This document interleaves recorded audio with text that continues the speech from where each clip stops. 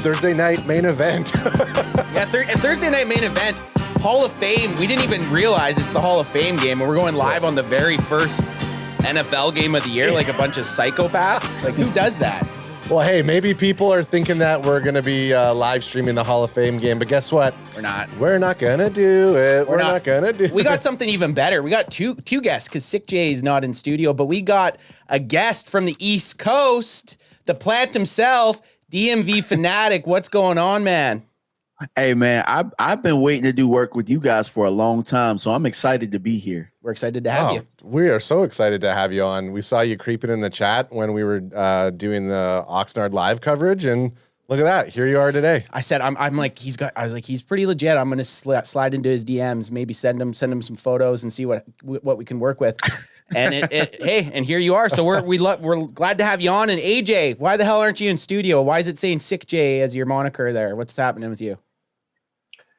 Well, as is tradition, whenever I go on a little vacation to some developing nation, which is beautiful and fun, I always come back with some sort of viral strain. So I had the sweats and the fever. I'm feeling better now, but rather than come in and spread it to Ant, who then will spread it to Tay, and then Adam and his family get all the sickness.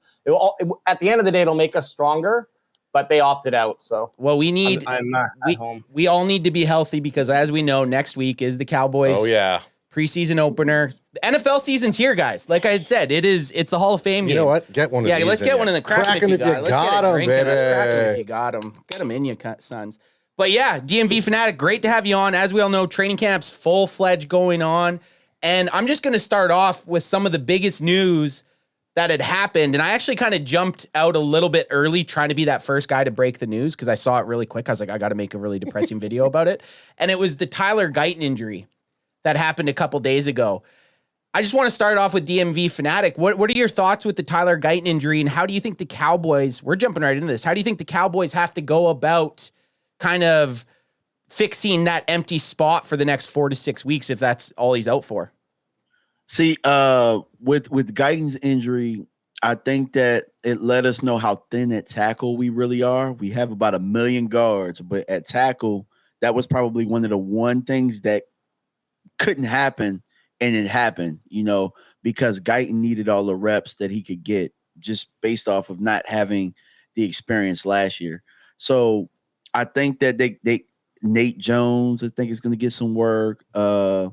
It looks like they're going to bring in Lyle Collins and kick the tires on that and see what happens there. But, some guys are going to have to step up, and maybe somebody does, How do you guys feel about Collins coming back? Because it's like, this is the guy that we didn't want enough, so he's left, and now he's coming back again. Do we feel like it's just old tread, I guess you mean? Like, is it just doesn't feel great to me.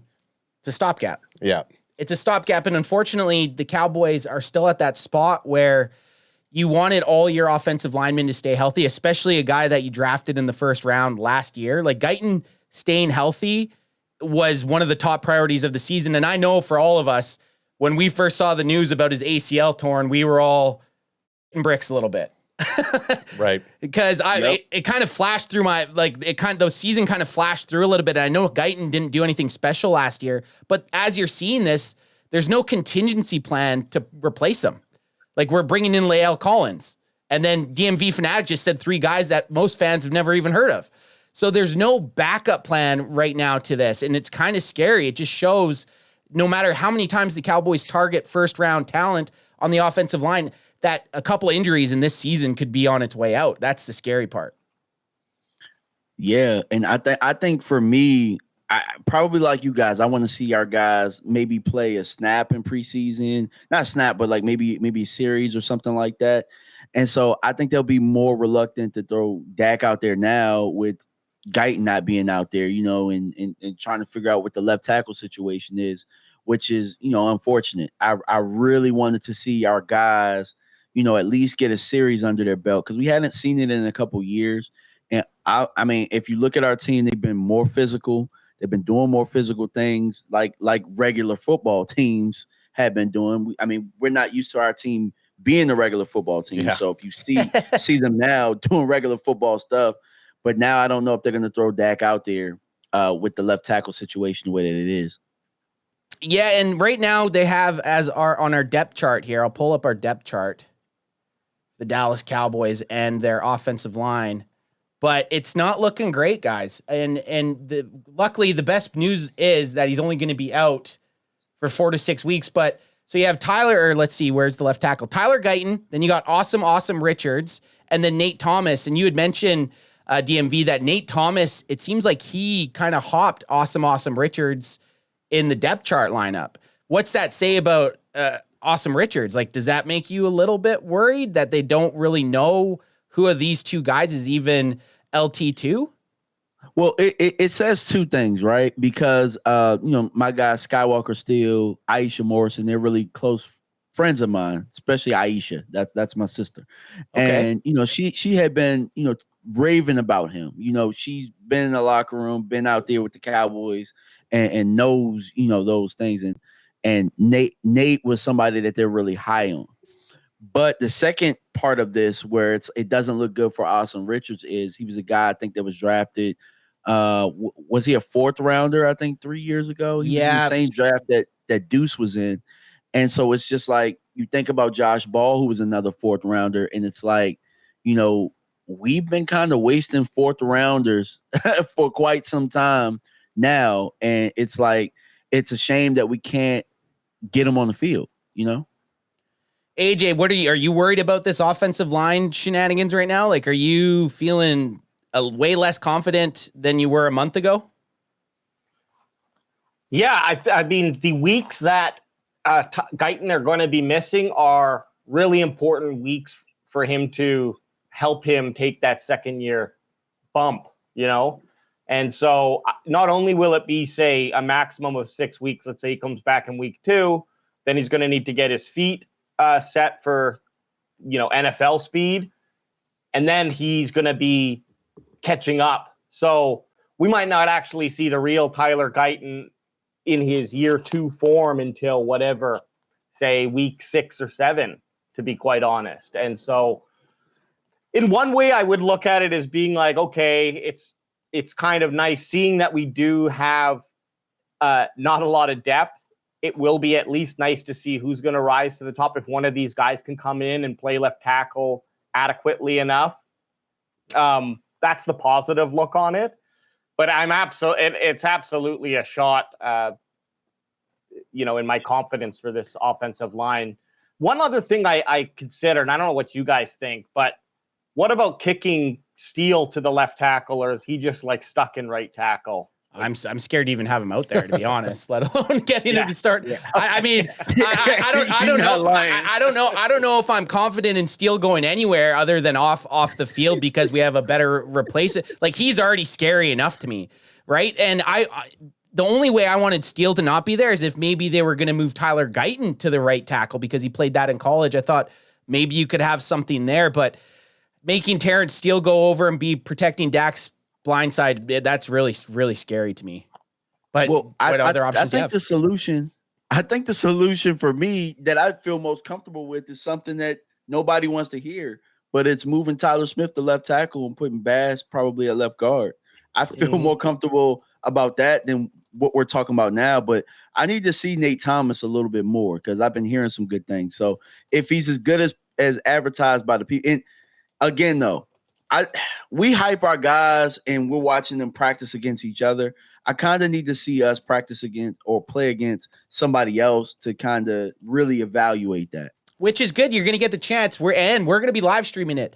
We got Boots on the Ground going to be going to Oxnard on Tuesday, August 5th, I believe is the day. He will be live at Oxnard. We will be live streaming the Rams Cowboys joint practice. So anyone here, definitely tune into that. But this is a good segue about Tyler Smith. Bring up the screen ad. This came out today that Tyler Smith left practice early with tendonitis in his knee. So when it rains, it pours, fellas. Oh, no. When it rains, it pours.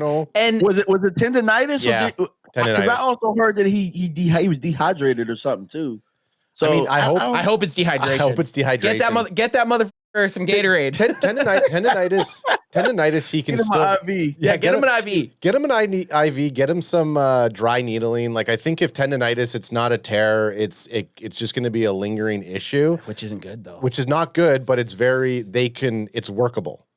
It's workable, but let's hope it's dehydration. It's better than it's saying Tyler Smith seen limping off the field with a tear. I mean, I'll take tendonitis over that any day, but it's still not what we want to see with all of the other line issues that we've been hearing. How many, like, for this dude, for Tyler Smith, this is a massive human being. What kind of IV does this guy have to get? I know. Do you think? But like they compared to what we would get, yeah, like The an whole elephant inventory IV. in the back. Yeah, like you're wheeling out a water trailer to give this guy an IV. He's not like us. I bet you the amount that would hydrate us, all four of us, would be what this dude would need, because he's a massive human being. And I would say, as far as the offensive line goes, he cannot be hurt this year. We need that dude to ball out and play almost every game. And I liked what Fanatic said there with, I would love to see him at left tackle. When the Cowboys drafted him, that was kind of the plan that they had, and then he just kind of fell into this. Yeah. Right? Like, so he was supposed to be the takeover for Tyron Smith, right? Yep. He was. Yep. Yeah, you're correct. So I would like to see it, but AJ, do you think we end up seeing him jump out to tackle? I would also like to see. I think that it just doesn't, like, I would do that in a Madden, right? Because it's easy to just take a guy, switch him. But Tyler Smith's been in that left guard position, so I still think the best choice would be him at left tackle. But he's so good in that left guard position. I just wonder if, from the Cowboys' decision-making point of view, they're like, look, we'd rather have this position locked down and then and him be a nice pillar, and then it hopefully is going to make whoever we put in that left tackle position easier. Of course, you can make that same argument. Well, let's put Smith on the left tackle position, and then whoever's playing guard is between him and Cooper Beebe. So it's not necessarily a great argument. I can just see, like, I just think doing less to a line that's injured might be the better, like doing less moving pieces. Honestly, right. It's going to be the best way to, like, not be questioned, right? Because if the offensive line has problems, you can just say, yeah, well, that's because Tyler Guyton's injured. But if they start moving players around, now it opens up the door to, like, did you make the wrong decision?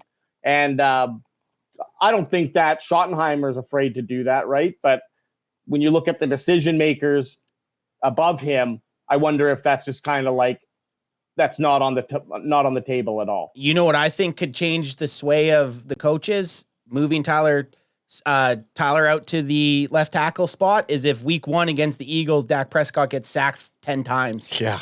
Right? Like, if Guyton's not out there. It happened against Pittsburgh last year. I think they had to move him out the left tackle for a little bit. Yeah. Actually, if you think about it, that was probably the best we ran the ball all year in that game, when actually Zach Martin went out, I think, for a little bit. But yeah, that offensive line where they put Bass back in that left guard, and it was a good little line. And so I think it could work, but that's my plan if long term Guyton has a setback or something like that. I don't trust the training staff like a lot of people do. I don't personally. So when I hear 4 to 6 weeks, I think 8 to 10. Really? So Yeah. you're times in it one. You're going 1.5, almost 2 times in what they say. It's like 1.5. You're timesing it by 1.5. You're saying, you're saying 4 to 6. I'm timesing that by 1.5.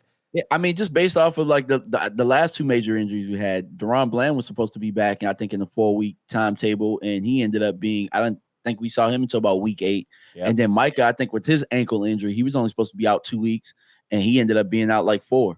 So, You're not feeling it. You're saying the 4 to 6 is just to try to make everybody not hit the panic button. And now you're making me almost hit the panic button. Well, I'm just saying it's a fracture. So, I mean, it's a little bit, maybe 4 to 6 weeks he can resume activity, but does that mean you can actually play on it? Will you be in shape?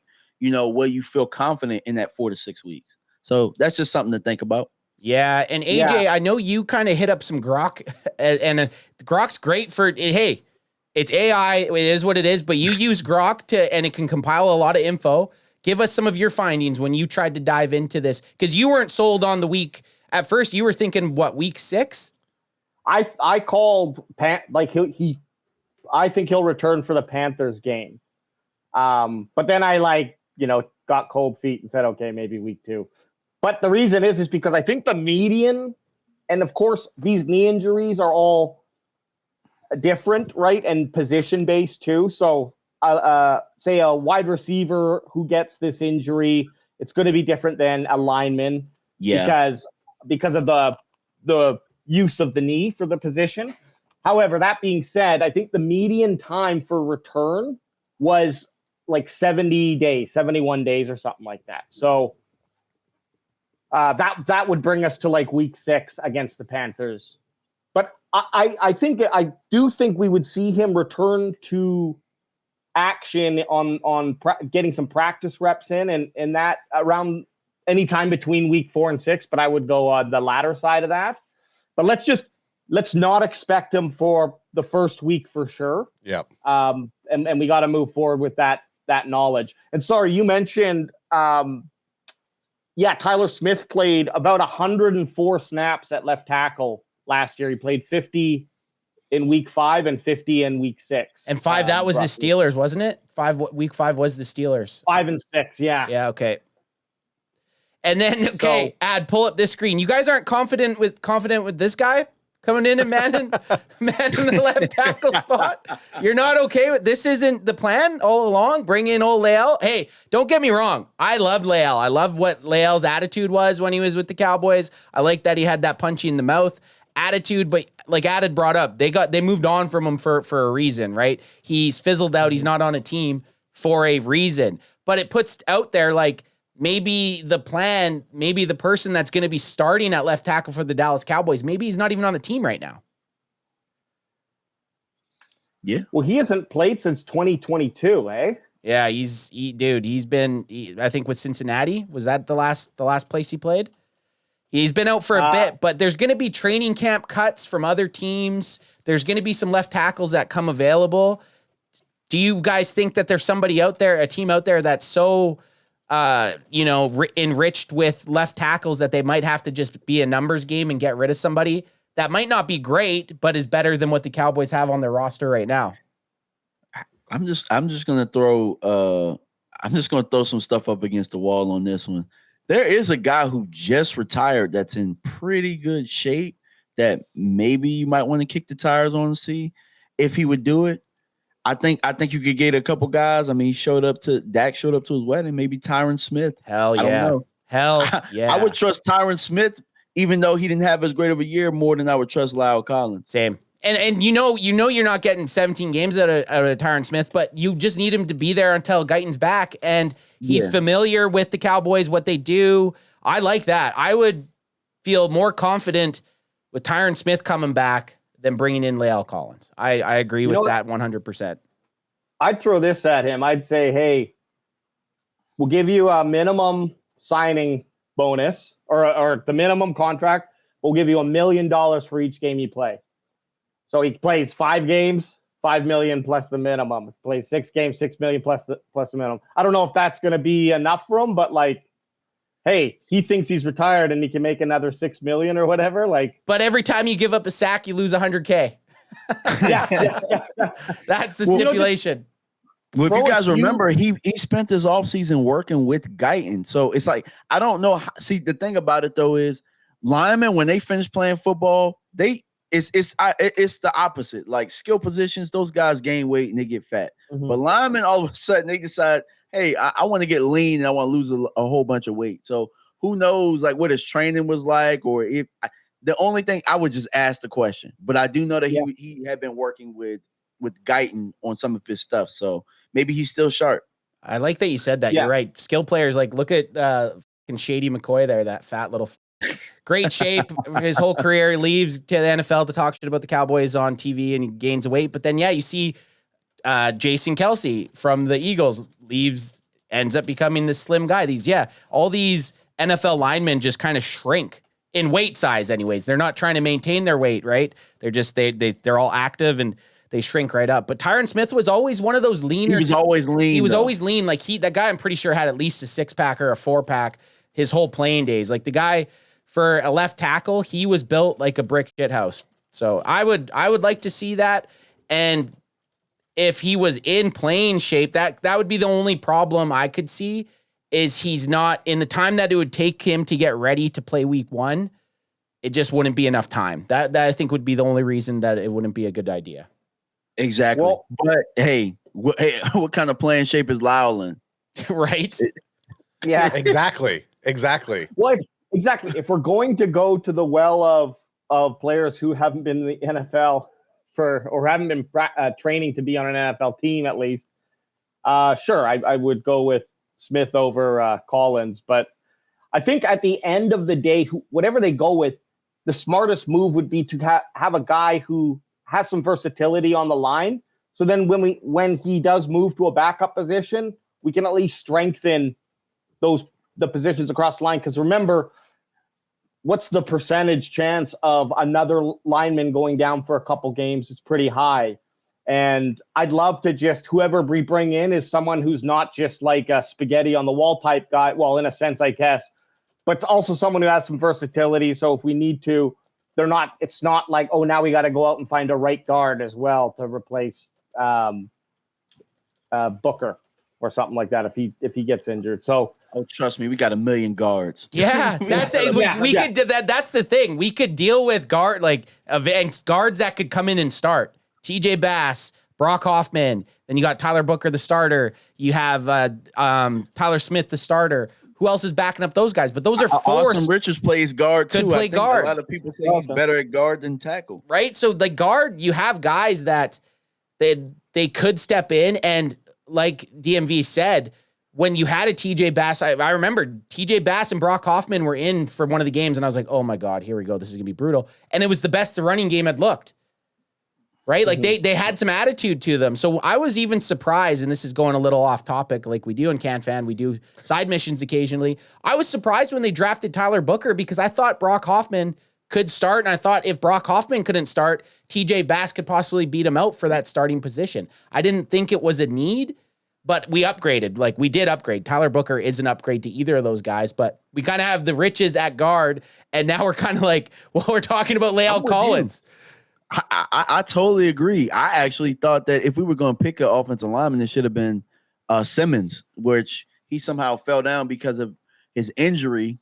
Ironically, our left tackle got injured, and Simmons is out in KC killing right now. The rich get richer, But I thought that there was a lineman we was going to get. I thought it was going to be him. Yeah, it's kind of the sick joke that we've dealt with here. And if it's not the offensive line, it's the defensive line. But let's not go all doom and gloom. Before I bring up this next article. Yeah, I'm ready to fucking sign off from your guys' conversation here. Okay, AJ. I got one.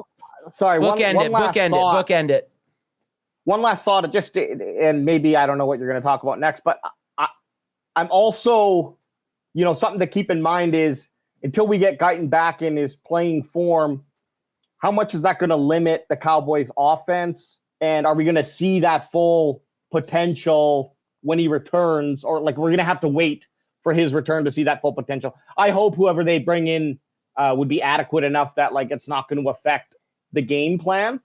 But it definitely could, right? And so we might not be able to see that true caliber. And we've seen CeeDee Lamb have late starts and finish, as the second or top wide receiver, right? So.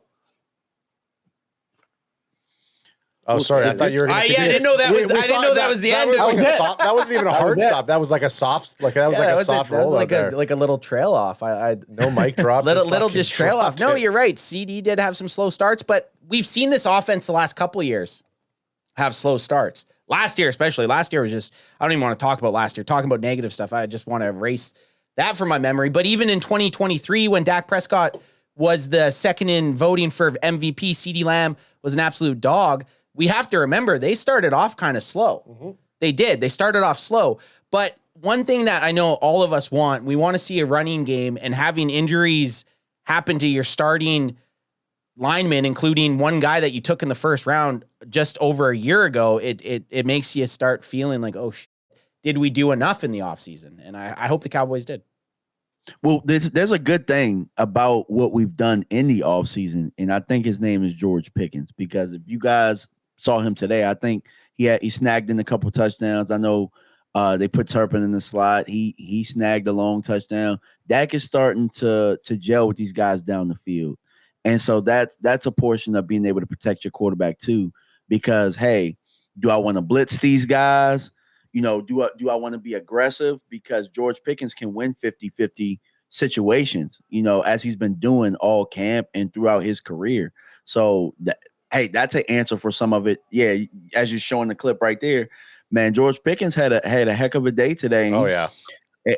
And the guys are really gravitating towards him. He's gravitating towards them as well. So I love what I'm seeing from that chemistry standpoint. Let's watch it one more time because this is a beautiful pass. Heck yeah. Dak can't hit the long ball. Dak can't hit the long ball. Yo, coach, Dak hits the long ball. And George, look at this little thing. I like it. That's like a dance move I would be doing. I don't know, George. I need a little bit more than that because I could probably do that dance. He had a couple. Yeah. He had a couple saucy catches today. I think he scored so much he probably ran out of celebrations by now. Yeah, he's saving them for the season. Hey, well, he better have at least 12 individual touchdown celebrations in his pocket. I'd like to see that. Here's another one. Just another one. Talking Dez numbers. Let it load up, and then this is another one back the end zone. Can't really see it with the camera angle, so let's get it one more time. Because George Pickens having a day. Dak throwing absolute dimes too, man. Look at this, right to the back of the end zone. Today. He was sharp today. I've seen quite a few of these like bomb passes to Pickens, and problem is I don't know if it's the same one from a different angle or not, but it seems like that Dak to Pickens deep connection is, you know, they're already in a nice rhythm with that, so that's good to see. Yeah. The thing with Dak, and obviously again this is training camp, so. Yeah, but you want to see it though. Exactly. So I know people say it's training camp, but you could have a training camp when you don't see that. Well, and then what are you saying? Well, it's just training camp. Well, ideally, this is where I was going with this. Sorry. I'll let you finish. Although it's just training camp, you're seeing. Yeah, I know it is. You're seeing the chemistry. I mean, like you see how Dak and some of the like Joe Milton when they're hitting these other receivers and they're just not getting that level, and then all of a sudden Dak connection with CeeDee Lamb, you're like, okay, there's perfect chemistry. They're in sync with each other. CeeDee's catching it, and CeeDee looks far above, leagues above everybody else. Well, then you start seeing clips like this with GP3 making those catches and those snags, and you're just like, oh, dude, like, it feels too good to be true. Well, let me say, because we've talked about negative for a good portion of it. How stoked? Yeah, I know. That's why I wanted to get to. That's why I was like, how stoked are we for George Pickens? I'm jacked up. Yeah, I'm jacked up and ready to JO. Week one, we might all be wearing number 3s. Like, we might all be wearing number 3s, honestly. Like, George Pickens is the best signing the Cowboys have had in like, free agent signing the Cowboys have had in years. CeeDee Lamb's never had that true number 2. I don't add the year that him and Amari Cooper were together, the couple years, because CD wasn't CD yet. Like, CD wasn't a top 5 receiver yet. CeeDee Lamb's a top 5 receiver. George Pickens could be. I'm in a fantasy football league that I've been in for about 10 years. It's multiple quarterbacks. I already told everybody who's going to stop me because I'm drafting CD 1, Dak 2, and George Pickens 3. So you bitches better stop me because I'm all in on these guys. I honestly think both could have 1,000 yards, and I think both could almost push 8 to 10 touchdowns. Like, I'm very convinced, and I try not to be a homer with the Cowboys as much as possible, but I just don't see teams being able to stop both of those guys. And I think at any given week, either of those dudes are going to CD or George Pickens could hit 100 and 150 yards and 2 touchdowns. I really do. Mm-hmm. Not to mention too, one thing I want to add to that is that our backs, our running backs. Now, I've been overly critical of the running backs that we have as far as running the football. Like, I don't think that they're guys that are creators, but those guys can catch the ball and do some things in the air, which I wouldn't argue against. So I actually think we're going to throw the ball a lot this year. Even to our running backs to do so. Yeah. So I'm not to go all the way over to running backs, but like with who are you thinking is there a clear cut RB1 from what you've been hearing or seeing so far? Like, do you what camp are you in for the running backs? Who's your dog in the race? So I think that Miles Sanders probably has the most experience of doing it. So I think he's probably in the lead. I've been hearing some really good things like off the camera that they're not really showing about Javonte Williams. They say that he since the pads have come on, he's run a little bit tougher, but you know, Blue has started to get some reps with the ones, and that started yesterday. So I think that the preseason games are really going to determine it. And for me, I'm hoping that we don't sit anybody. I hope we get a look at everybody. Yeah. And I feel bad for Deuce because Deuce was looking like the best one of them before he went down with that hammy injury, before pads went on. And so, you know, you got to be available in order to have that chance. But I don't know. I think it's up for grabs still. I got to ask you quickly, what were your thoughts, and since we're talking about Deuce Vaughn, when they drafted Deuce? Because we were all hypercritical of the pick. I love the pick. You love the pick? I love the pick. I love the pick. We were haters. We were haters, and I feel bad now because Deuce is so cute. But he's a baller, man. Oh, yeah. And the thing is like at Kansas State, he had dominant tape. Like there are a lot of running backs that people wanted. And I said to myself, well, is their tape better than Deuce's was? And so you get Deuce, you have his best offensive lineman who from college is our center now. And then you have the offensive line coach who's, you know, so I think that there's going to be a lot of chemistry there. And he was looking good until that hammy, but it's like, hey, bro, we need healthy bodies. Do you think he could be on the outskirts? Because what do you think? The Cowboys, realistically, just because we're on running backs here, they keep what, 4? Are they on active day roster? Is it even 4? You think? I'm thinking kind of 4, maybe like because our wide receiver room's so good. Maybe on game day, maybe 3, and you roll 7 wide receivers, possibly. I don't know. But 4 is kind of the number, I think. 4 counting Lipke, right? Like yeah, okay. The 4th, okay, right? yes. Yep. So who are your 3 then? And right now, we'll say the 3. Right now, my three are Williams, Sanders, and Blue.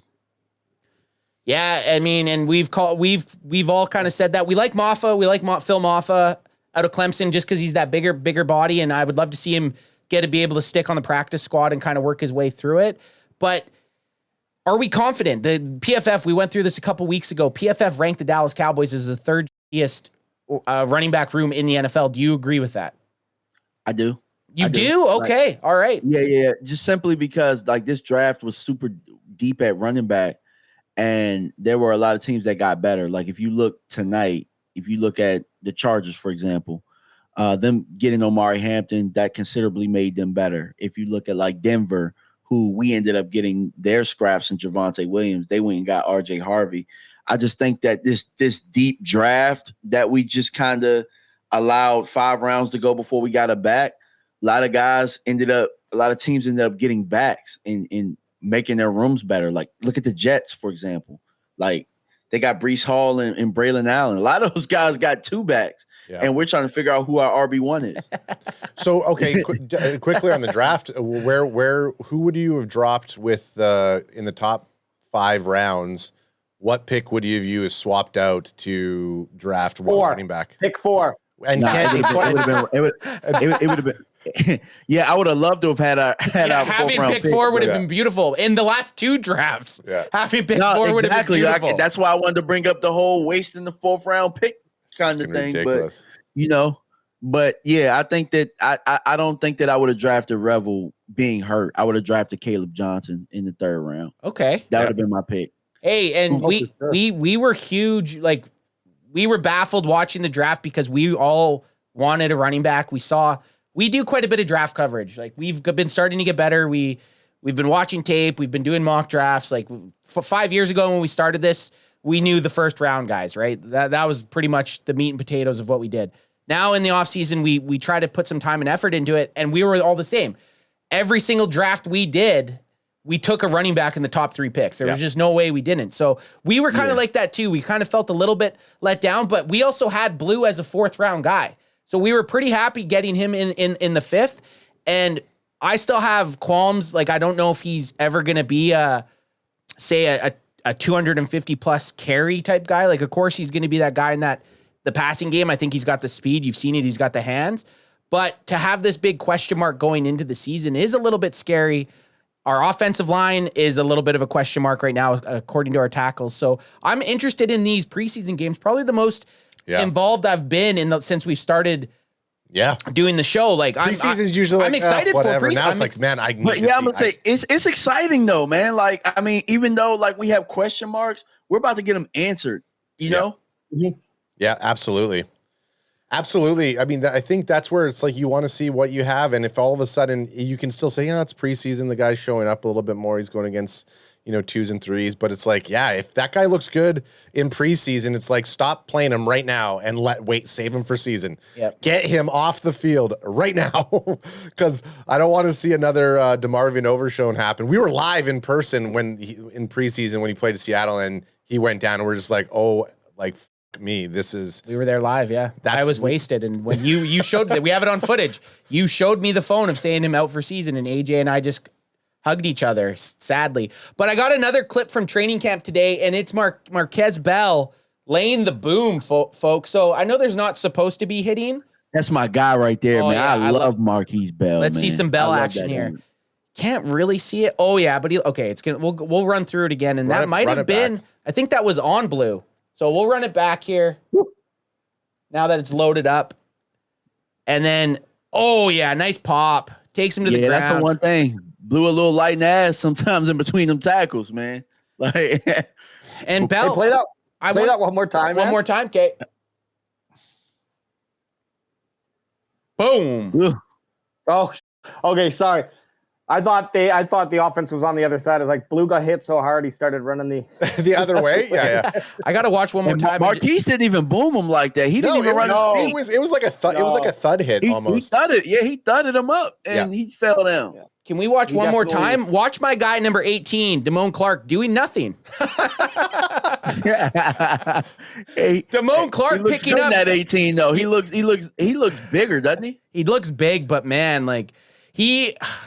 Last year, I could not watch. I just could not watch Damone Clark. It got to the point that when he was on the field, it was the only guy I was watching, and I would just get mad. I would just get mad watching him. I'm like, I'm not even enjoying the game because all I'm watching is this guy run backwards. But that's my Damone Clark gripe of the show. You know what? Like get Clark out there in as many preseason games as we can because like if they're going to be on the team, they're going to be picking up a roster spot. Let's just keep seeing if we can unlock some sort of potential here, because Clark, he had that potential from college to be a really good NFL player. I think a neck injury is what kept him out, right? Yep, it fell back to the fifth round, didn't play much, and then in spotty duties when he was with LVE, he was playing pretty well. Yeah. And then I was really excited for Damone Clark, and he just regressed, it seemed like. And I would love for him to show something. But sometimes that's what happens. Like if you look at it, like you just said, here one. Oh yeah, let's get one of them. Crack him if you got him. Crack him if you got him, son. And you to the Eagles fans in the chat right now. Drip vodka seltzers. The Eagles fans are in the chat. Oh yeah, they're always following everywhere, man. And DMV, these are Drip vodka seltzer. Only 89 calories a drink. Is that even legal? In Canada, it is. 89 calories per drink. Sorry, DMV, I should say, there is an Eagles fan in the chat, R2J2, Conversations with RJ. He's a very, very bearable Eagles fan. He shows up all the week. There's another guy in this chat that I've been going off. I've seen you typing. Have you been keyboard they're better than me, because if we ever win the Super Bowl, I'm going to be unbearable, and I'm going to all their chats, and I'm going to do all the same things too. I'm going to be unbearable. Don't let us win one. Oh, man. Oh, I love it. I love it. I hear that ad. Go to this. Sorry. I was just going to say with Damone Clark, there are certain players, and sometimes you're like, you know what? You're a solid number two. You can't step up as that number one, that leader who can kind of run that defensive position. So, with LVE out there, Damone Clark had that person who, okay, this is the guy who's clearly the top guy for this positional group. So now you have these other guys that are coming in that, like, Jack Sanborn, even though he's fresh, he's under the Eberflus scheme. You got some of these rookies who are stepping up. Maybe Damone Clark's just going to sit right in and he's going to actually improve upon it because he's not being asked to do too much. I would love that. Yeah, I like that. There's no real pressure. He can play specials and do all those things. I mean, if we think about where he's drafted, why was there so much pressure on Damone Clark to pan out in the first place? True. I mean, he was a guy that we got later on. We got him with injury. He came back. That's a common theme with us, man. We'll get somebody hurt and then try and you rush him back or whatever. But We need you. yeah, We need to get back I in. don't know why there was so much pressure on him in the first place, but now he gets to sit back under the linebacker whisperer, you know, have some talented guys in front of him. So, you know, I'm excited to see him in the preseason games too. Yeah, that's the one position group that I mean, obviously the whole defensive back in the secondary is like we got some maybe depth pieces that we're struggling with there. But I think in terms of the linebackers, like I'm excited to see what's going to happen with them this year. Specifically, if we can keep our guys healthy, they can understand Eberflus's schemes, and then all of a sudden, you know, Agent Zero comes flying in during Thanksgiving and takes it from like a solid group to number 11, and not Micah Parsons 11, but like 11 above 10 on a grade. So I'm excited for the linebacker position group this season. You know, I'm excited. That's one thing. I'm glad you brought up Micah. Oh, I'm sorry, I didn't mean to cut you off. No, don't ever say. Don't ever up, because I think Micah's going to play some linebacker for us too, with all of the edges. Like if you think about how we focused on edge with getting Fowler back.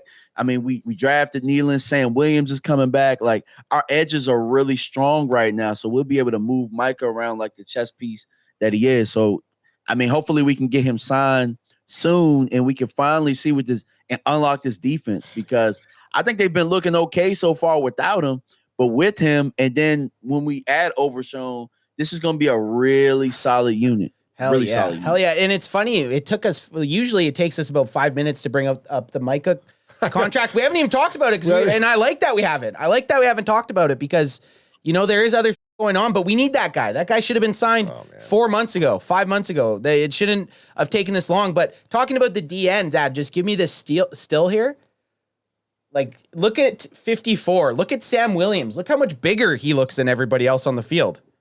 I know. The guy looks like a beast, man. Yeah. That's who I'm excited. Like, Solomon Thomas is a defensive tackle in the middle, and Sam Williams is further away from the camera and looks bigger than him. And he's athletic as hell too, and strong. The guy would cover punts. The guy would cover punts. So I'm excited for Sammy Dubs, man. I know we were all last year. He was probably going into the season. He was our like breakout player. Like we all thought he was going to be the breakout player. And then of course he had that injury, I think day 2 of training camp or something. So I'm excited to see Sammy Dubs, man. I think he's going to have a good year. You mentioned D-Easy. Did you see D-Easy go up against Steele? That like, and it just fucking dogs him out there. You're going to bring it up? I think Steele won one against him today too. I think. Take a look. Yeah. In the one-on-ones, I think Steele got him. Oh, really? But in that line drill, you saw. I mean, obviously, it's just a drill. But the way he's just owning that edge and coming up, like that's going to be a lot of high pressure. Is the best pick of this draft, guys. Yeah, here he is, right here. Say it right now. Yeah, 41. Oh man, just speed. Yeah, he's got that natural bend. Like the thing about it is, I've coached a lot of football. I've been around a lot of football. That's something you wake up with. I don't think that you could be taught that bend. Man, I'm excited for this guy. I mean, this is the nice thing about this year. We have a Riches at defensive end. It's nice, right? Yep. Last year at the points, there was like, who's playing defensive end for us? Yeah. This year, it's like, who do we put out there? Like, who's the best? And the best part about that is if they're rotating defensive ends, or if Micah does have to go back and play linebacker, there's going to be a fall off a little bit when Micah's not rushing the passer. But you don't need Micah to rush every play, so that in the fourth quarter, then he has that juice, right? Like you want Micah to have that juice in the fourth quarter when the game's on the line. So I'm excited. Defensive ends, linebackers, like this defense, obviously with Eberflus, we have a new look defense, 3rd defensive coordinator in 3 years. So there's going to be growing pains. There's some injuries. Our 3rd round picks hurt. Obviously Trevon Diggs is out. But I'm excited for it. Do you guys like top 32 teams? Let's go around. We'll start with Sick J over there. Where do you place the team defense here out of the NFL? Not even right now, but say by like week 4, where do you think they're going to be sitting? Woo. Well, I think we're going to have a rough time in secondary at times. So I don't know. I'm going to say, you might not like me for saying this. I think like bottom of the middle of the pack overall because I feel like teams are going to be able to throw against us. I still think the Cowboys can win games that way, but it just means our offense is going to have to be able to keep pace. Now, if I'm wrong, I think we're looking at like top 10, top 8, realistically. That'd be nice.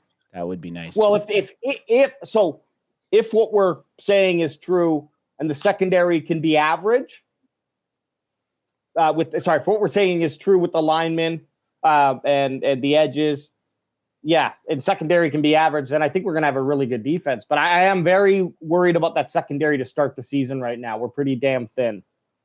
DMV, what are you thinking? Where are you placing this defense by week 4? Week 4, I think top 12. I think our defense is going to do well against Philly. To start the year. And it's like I disagree with teams throwing on us because I think our rush is going to be our strong suit. I think they're going to try and run at us more than they try and throw at us. We still haven't shown that we can really stop the run. I think that's probably going to be Philly's game plan. But if you guys remember, like, even no matter how bad things were, Micah getting to that quarterback happens real quick, and they try and throw it real quick. I don't know that they test our secondary as much as we think, just simply because a guy like D-Easy, we're talking about D-Easy. You got Fowler, who's a veteran, who I think he was Washington's top sack guy last year. He was. And I think we're going to be able to get after the quarterback really fast this year, really good. And I think that teams are going to try and counteract that with quick stuff or running on us. I like that response better than fucking sick Jay's response. Hey, we'll see. We'll see. I'm happy to be wrong. I don't disagree with what you're saying on the back end. I just think that they're going to have to get the ball out so quick. It's not going to develop.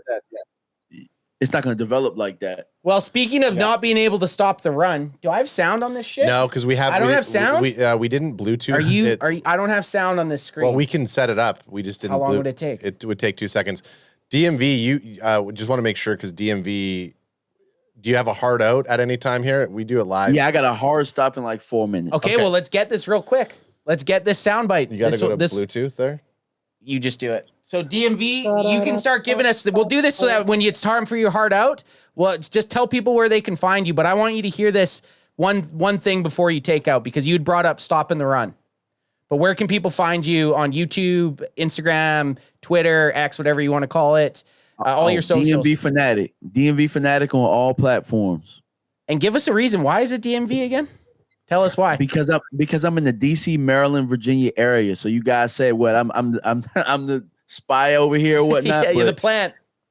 Yeah, I'm the plant. I'm the plant in the DC area. But yeah, believe it or not, guys, half this area is Cowboy fans. Oh yeah. Like, you guys familiar with Mark Holmes? Yep. Yeah, we met him at training camp last year. We went and had drinks with him after one of the practices. Mark is like my uncle. He started me in this whole content space. I think somebody said something like, so I'm normally over at Mark's house on Sundays. Oh, nice. Mark is out here. So yeah, there's a lot of people. Foots the King is out here. Yep. So the DMV is a very big population for Cowboy fans.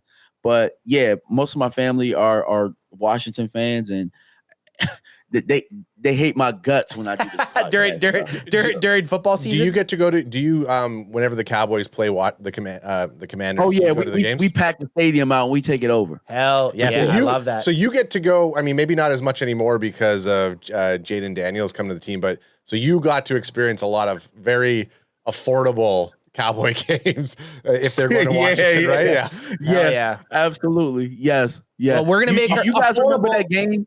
You guys remember that game where Romo threw that game winner to DeMarco Murray on 4th and 10? Hurt himself. I was at that game. You were at that game? Was crazy. Where Romo he hurt himself, didn't he? Pulled something throwing that he touchdown. Messed his back up. Yeah, that was awesome.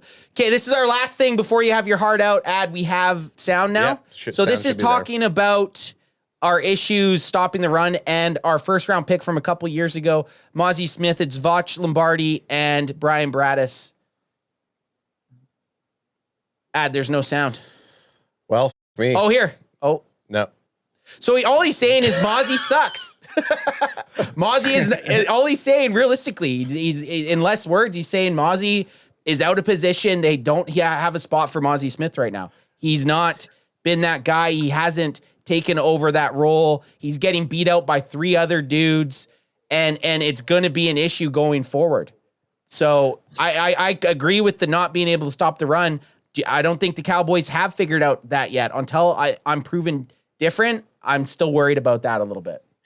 So I have, on good faith, my girl Aisha Morrison. That's my boots on the ground, right? Nice. Yeah.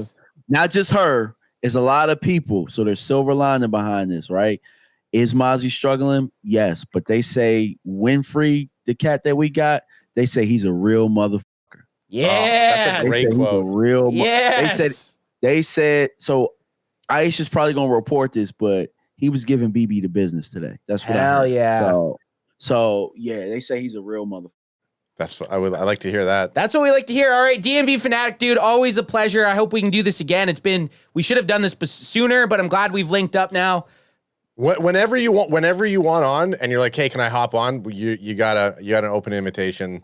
Absolutely. And I talked to Jay Tuck in Rome, and they said maybe we could do a cover 6 sometime. Yes, let's do it. Yeah. Sick, man. Let's set it up. That'll be sweet. Appreciate having you on DMV Fanatic. Go check them out on everything, YouTube, all the socials. Like you said, it's at DMV Fanatic. The f***ing man in the hat. Love the hat, by the way. I was saying that in the pre-show. Appreciate you, that man. thing's sick. Hey, got Ferg paid to wear a hat, so I figured maybe next. Right? All right, the plant, DMV Fanatic. He's out. Thanks, man.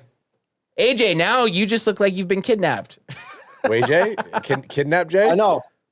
Well, What happens when you're living by yourself as a male? I don't really put any decorations up, and I noticed that. That's not a fake background? That's not a fake background that you have on Zoom? I have my weed to my left. I had like a stack of Pepsi Zero cans here that I had to knock down. I just you were traveling though. You're just back, guys. We are back in football season. Is there anything else we want to touch on? How are we feeling? Oh yeah, I do. I got something. Yeah, let's get our final thoughts. Hell yeah. Well, so like, one of the things that we were talking about and speculating, outside of the fact that yes, AJ lives like he's in a college dorm room with his room sometimes, and I respect that. Sometimes the kids and I, when we look at our areas that we sit in, and the wife doesn't come through them, it looks very much like that. So hey, that's not just a you thing. But you don't even notice it. You don't even notice it's just it. like, oh, I do the same thing. Tay's like, how many bubbly cans can you have around you? I'm like, oh, I didn't even really notice. Well, I guess what it wasn't bothering me. Didn't really notice it. One thing that we've talked about a couple times was like, everyone talks about Shoddy and the culture, and can he get these guys in line, and are they going to respect him? And you hear all this stuff coming into season or into camp. Oh, Shoddy's been putting a culture there. We want to do this for him. We want to do this for him. And then sure enough, you're seeing players running fucking lines because they were not being disciplined, and everyone's talking about this discipline thing. And Shoddy's basically putting. They were fighting, and he disciplined them. Yeah, and Shoddy's actually living it up. Like, this is not going to stand. We're not going to be an undisciplined team. I like seeing stuff like that. I like seeing the guys running line drills for the sake of being disciplined. Because they're scrapping. And he said, hey, we're not going to scrap. You scrap, you're going to run. You scrap and you run. So I guess my question to both of y'all is this just kind of whatever, like it's, not anything new, or do we think that Shoddy is actually changing the culture of the locker room and the culture of the team in terms of trying to be disciplined and whatnot? Where's the sound coming from? But get this up while we're talking. Even if we can't hear it, we can have it run.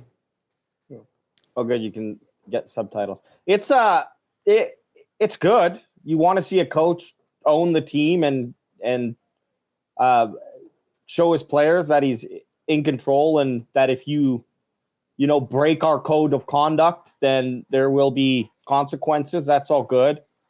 I like a coach who can. I don't like the buddy coach through and through. Like, obviously, a coach needs to have good rapport with his players, but he needs their respect. And if they're not going to respect what you're saying, then you need to bring in actions to show them, okay, fine, don't listen to me, but then we'll just run lines all day. And then you guys aren't going to get better, and you're going to be embarrassed on the football field. So you can make that decision right now, because he can do everything he can to coach this team. And right now we're in a great position where, it is all sunshine and lollipops. And I'll just go back to saying the first adversity, the first close loss or bad loss that the Cowboys go through, where they should have won or they didn't show up to play and just got, as our boy Big Chris says, mollywopped. Yeah. At home. Yep. That how will they return the week after? And that is going to be my indication of how Schottenheimer is. Yeah, that's key. Because last year you had that Saints loss, right? Went out, got their asses kicked, and then they came out and didn't get, like, the final score wasn't bad, but they came out and got, I think, surrendered 28 points to the Ravens the following week before they started to wake up, right? You can't have those consecutive shit games. And if the culture has changed, you're breeding or you're creating these players or coaching these players that are going to be embarrassed to show that type of product. And that's what we all want to see. And I thought Mike McCarthy was good. I thought he had some strengths, but I don't know if rallying the troops, we saw it in too many postseason losses, that rallying the troops and getting the guys up in important games was not one of his strengths. It just couldn't have been because they always came out flat. So we're on to the new coach, the Schottenheimer era, and I'm excited for it, man. I really am. I was very kind of sour with the hiring with some of the coaches that were out there, but the more I watch about him, the more I see his press conferences. Yeah, this might be the honeymoon phase where we're all wearing our drunk goggles, but I'm excited right now. I'm excited for the season, and I'm excited to see what B-Shot can do. Well, would Eberflus have came and been the defensive coordinator if Brian Schottenheimer wasn't coach, or if we'd had another? Because that, to me, that's a big part of liking Schottenheimer being our coach. Is you also get ex-head coach, elite defensive coordinator Eberflus in that combination. I wonder if it was another coach, someone that was more high profile, would they have already had their guy? And maybe their guy would have been great too. But it is nice to have two head coach minds with Schottenheimer and Eberflus in there. And obviously Eberflus knows that, Schottenheimer's the head coach here. But I think that's like positive, a really big positive for the Cowboys. And on a side of the ball that really needs an identity. Yep. Like, we know the identity of the Cowboys on offense. So the game runs through CeeDee Lamb. And obviously George Pickens is going to be a big help for that. But defense, we got a lot of special abilities and a lot of youth too in some key positions. And are they going to be able to get themselves an identity? And whether that's just it's Micah Parsons and the gang, and we lead the league in sacks and rushes and pressures and whatnot. I'm totally cool with that. But whatever it is, that's what I'm hoping to see. In the preseason game, it'd be really nice to know what kind of defense we are. And we're 9 days away. 9 days? 8 Nine. days? 9 days? No, because No. it's on Saturday. 9 days. 10 days. Tomorrow's the 1st, so 9 days. Yeah, 9 days. That's what, 9 did days. I say that? You said that. I'm sorry. I know you want to. I know you. I know. You know I what know. I- I you know know- you know exactly. what I wanna play, I saw right? it. I was like, oh, that's hilarious. I Yeah, don't want you to cut. said- I don't want to okay. cut AJ off. But Yeah, that's why I went just back. talking. Okay. The I'm fine with cutting you off. I know. Little slut. I'm completely happy with the vibe. Use that word, the vibe that's going on here. Energy vibe, the swag. All the way from like, Oh, yeah. I like what I'm hearing. The Riz? Or is that weird? Can you say Riz? It's a little bit Rizzy. The vibe from, I won't say vibe. What we're seeing from Micah Parsons, what we're hearing from CeeDee Lamb, what we're seeing from George Pickens, what we're hearing from Schottenheimer, and how we're seeing things show up. I like it. It's all in the positive trajectory. So obviously we need to see what happens when the game starts. Not just preseason, but actual seasons, when all of a sudden you get punched in the face. How are you going to bounce back? Can you continue to hold that locker room?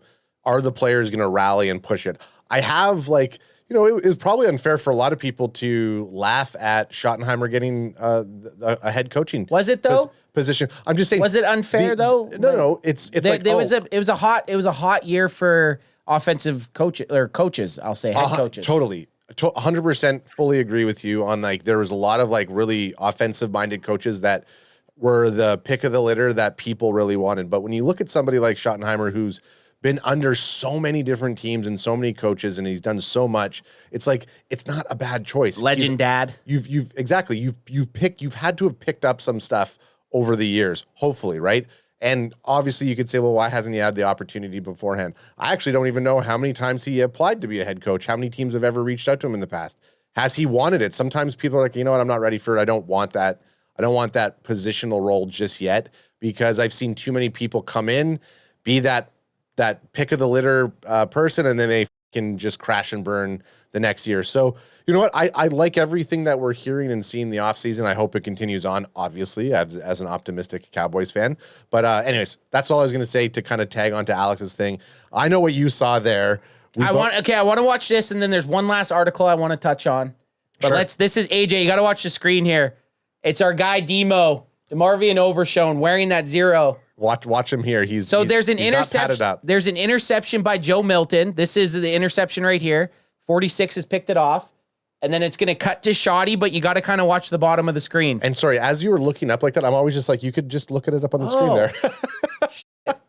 You should have told me. I was trying to. I knew you pointed at something at one point, but like when someone's not talking, you're like, there's a million things for me to look at. I know. Oh, that is way easier. You could just use it right up there. There you go. Okay, AJ, you ready for this? This is funny. So Joe Milton throws an interception. Watch the bottom of the screen.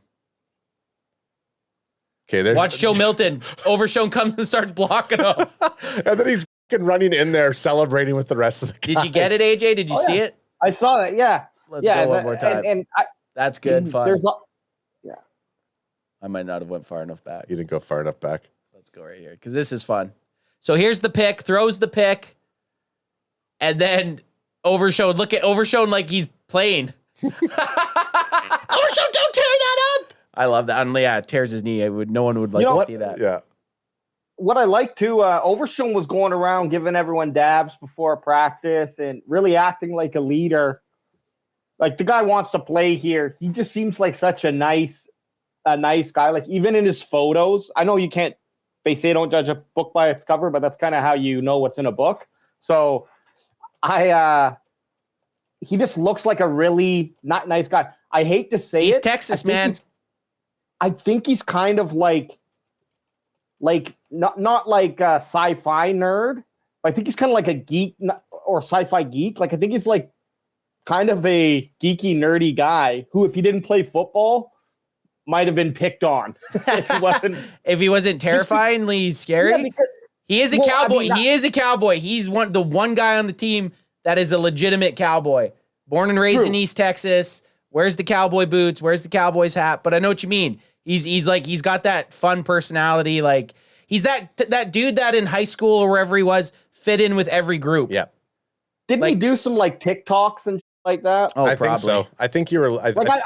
Deffy shared some. I think it was Deffy's account or account like that where they shared like some photos of him like doing little. Yeah. Oh, totally. Like selfies. So like he's that kind of like, I don't know, just cringe. Cringe is the better I see what word. you say, and I love cringe. So to finish, I'm not hating on him. I'm just that. No, we're loving on for it. For that reason, I think that like he really wants to be in a position of being like, hey, I can be a leader for this team, and he's out there and he's really trying to be part of the squad even while he's injured. Like that, right? That clip you just showed is an extension of his personality, right? Yeah. Like he's a fun dude too. So it's not all hate. So is this Jeffrey Wagaman, the guy that you've been beaking with all chat? Hey, Jeffrey Wagaman. I mean, I haven't paid attention at all, but I know that I can see every time I look up, every time you type in this, you're helping us. We appreciate it. We appreciate your love. But how about you take that love and you suck our balls? Well, it's funny because R2J2 is and R2J2 says, "Damn, Jeffrey made me defend Cowboy fans right with." so anyways, it's just funny. So he's so annoying that even our Eagles fan conversation living room with RJ hates the dude. Yeah. And that's how unfortunately that's how I picture every Eagles fan. Not RJ, but this Jeffrey Wagaman, like just this guy that you just hate. Yeah. You know? And we could attest to R2J2, aka Conversations Living Room with RJ. He is a true Eagles fan.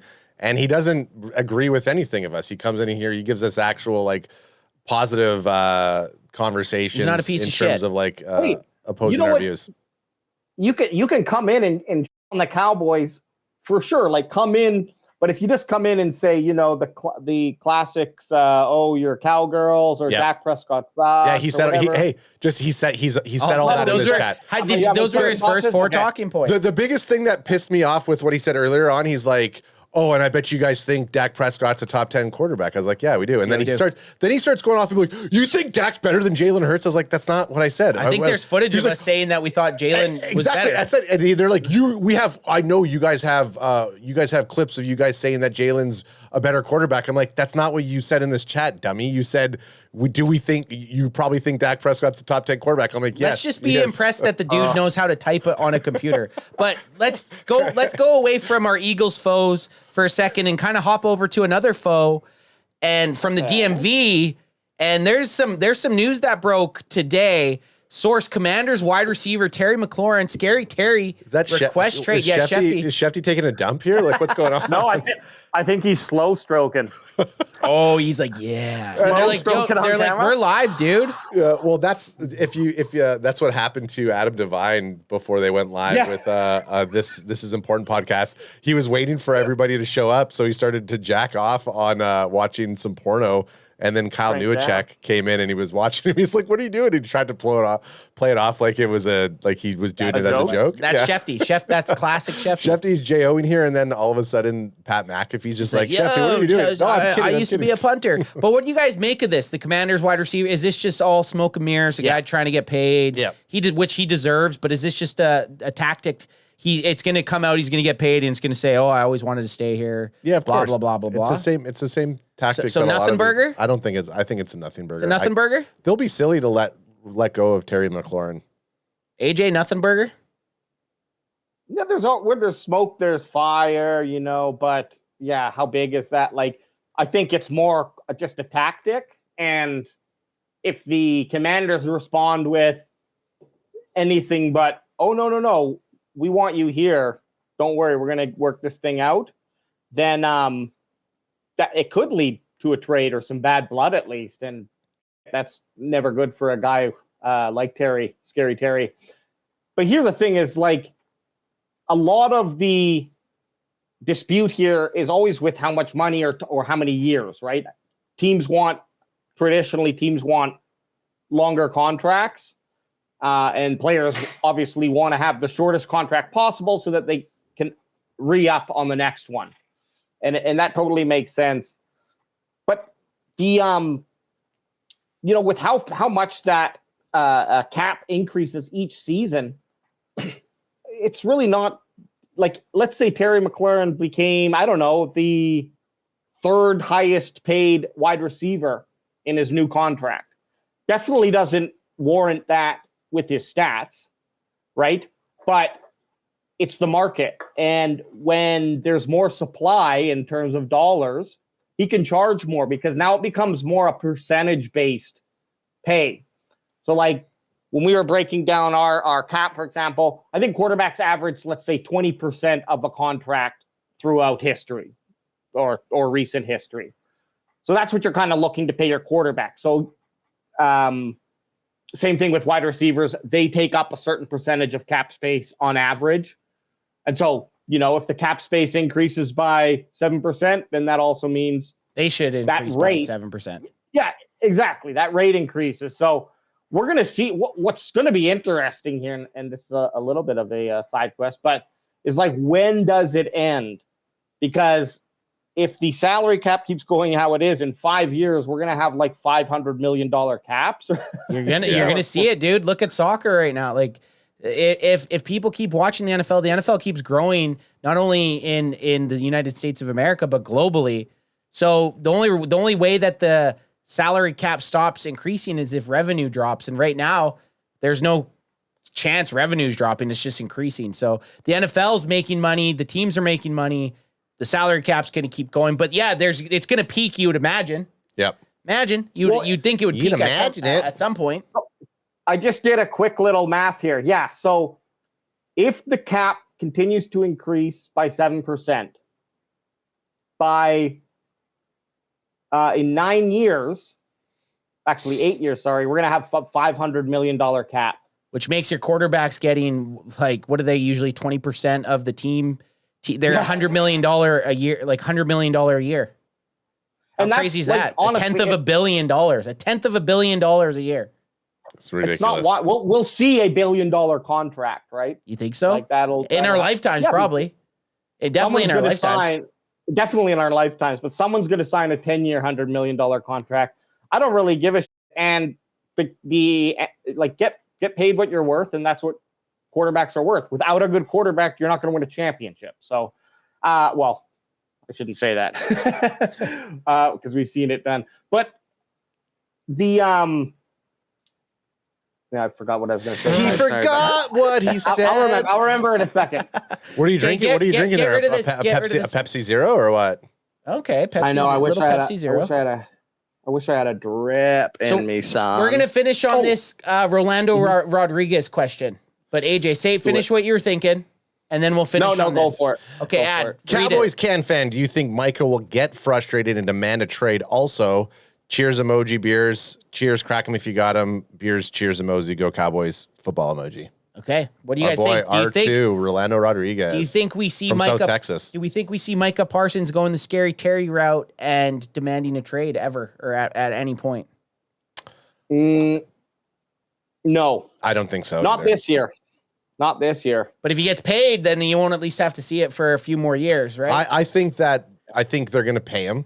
Okay. And depending on what happens over the next 4 years is going to determine whether or not he's going to call for a trade. He's already said it publicly, like he wants a Super Bowl, and almost said it like, if I'm not going to get it here, I'm going to get it somewhere before I'm 30 years old. Yeah, if he's not going to get it on his, like he'll redo it, he'll go a second contract, and if it's not panning out, he's going to go somewhere else. Yeah. And then, and look, I think that's an expectation, kind of. I don't blame a guy for that. Like, I'd rather a guy say that than be like, no, I just want the most amount of money. I'd rather a guy have that want, if I don't get it here, yeah, of course I'm going to play into my second contract with the team that drafted me. But then it's like, yeah, after that, I would almost say all bets are off. Whoever wins the Super Bowl for the Dallas Cowboys will never have to pay for a damn thing in the state of Texas again. Maybe in the work, like in the States, Cowboys travel pretty well, man. In Cowboys DMV, fans, California, South California. I mean, a lot of places. Okay, and then the final thing, kind of rolling into the Micah Parsons thing. I know we did this, but I can't remember. I'm sure if I went through AJ's chicken scratch autistic notes, I would be able to figure it out. But what day or when? And I think I'm already past. We made predictions when Micah was gonna get signed. I think I'm already gone on my prediction. But what do you guys think now? I'll write these ones down. When's Micah getting signed? Well, if he's not signed right now, he ain't getting signed until. I want a date. I want like an actual like August 19th or something. Like I want a date. Thursday, September 4th. You're saying week one. On game day. Yep, game day. Okay.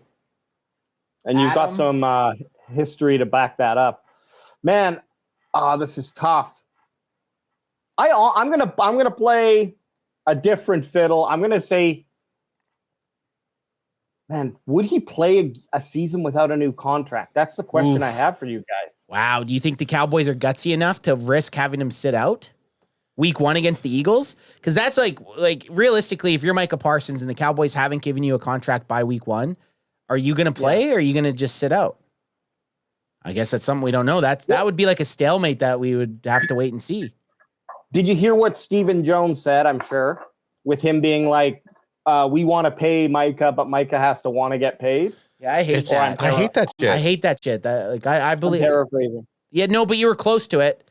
He basically said that. That could mean he basically said that. That could mean anything. It could be maybe they've offered him money that's makes him the third highest defensive player, or a 5-year deal, and he's which like, nobody else is doing. None of the other defensive ends are doing that. Like, they're all doing 4-year this is deals. the rank here. You pay me equal or right here. Like, we don't know what that conversation's been like and who's being difficult, but history points to the fact that the Jones family and the Cowboys organization are on the side of being ridiculous, and they're not gonna hold out. And Drew, who's his whatever his. No, it's not Drew Rosenhaus. Not Drew Rosenhaus, but Micah's agent. Micah agents is probably like, look, This is what we're going to do. And you're going to get paid. They'd be foolish not. You're going to get paid. Just trust us. Like, they're playing the game, obviously, and as they should. They should get as much. Micah Parsons, at any point, should be the highest paid defensive player for your organization, because that's going to go up even more next year. So, whoa, you over Dak, maybe? No, but I'm saying defensive player. Oh, defensive. Sorry. So, like, you didn't do it 8 months ago when you should have. You didn't do it 4 months ago. 4 months ago when you should have. You didn't do You didn't do it 4 weeks ago. This is when your you problem. This is the Jones's problem. You have to pay him. Like, it's just period. He's going to get paid somewhere else, and it better be here. You cannot think that just because our edge lords are a fantastic edging room, like, that doesn't take place. Like, there's no one right now who's going to supplant Micah Parsons and what he can do. It becomes an infinitely better pass rushing team with Micah Parsons on. So there. give me a date. Big Daddy Boosh. Oh, you gave me Sep 4th. Hey, Big Daddy Boosh over there, Sick J. Give me a date. Date it up. Yeah. Date me and date him, Jay. Date me and bait me. Date him and bait him. Oh, okay. Then what's the week 3? The day after week 3. August 23rd. Okay, August 23rd. Actually, August 25th. Yeah, your birthday. I was going to say, do it your birthday. If you're August 23rd, go on your birthday, YJ. Okay, I'm gonna go. Because that's, that'll be a Monday. I think we did something like this similar. I'm gonna go. I like the day after a game. I'm gonna go August. I'm gonna go August 17th. After week 2. After week 2. Preseason week 2. Preseason week 2. All right, guys. Main event. That is that. We are boosting and baiting, but we are going to be live, and this is a fun one. We are going to be live streaming the Dallas Cowboys, the Los Angeles Rams preseason game. Yes, we will be doing that. Joint practice August 5th. August 5th. This Tuesday, 2 p.m. Pacific time, 5 p.m. Eastern time, and 4 p.m. Central time. I know I did that really weird, but we will be streaming it, and we're going to have boots on the ground there. We're going to have live coverage, so everyone show up. Show on up and tell us how blurry the image is or whatever the I'm waiting for you to play music. Oh. Sorry, that's one thing. AJ's the one that always plays the music. I know, but I can't just start hitting stuff. Chat, we love you guys. We will be back, I guess, on Tuesday. We'll be back Tuesday.